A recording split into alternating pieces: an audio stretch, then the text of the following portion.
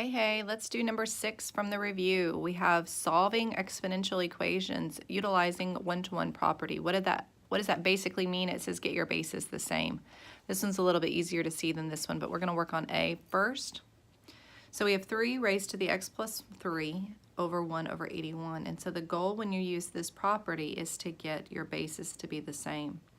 And so that's going to be 3x plus 3 equals, I want the base to be 3. The question is what exponent would I need to raise it to get it to be 1 over 81?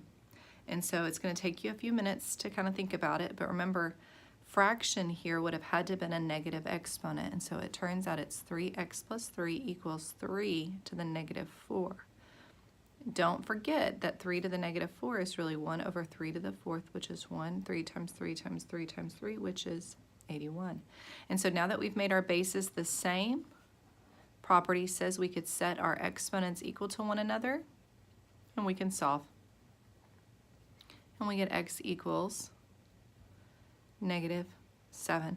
Of course, you are always welcome to check your work. That would be 3 to the negative 7 plus 3 equals 1 over 81. We get 3 to the negative 4 is equal to 1 over 81. And we know 1 over 81 is equal to 1 over 81.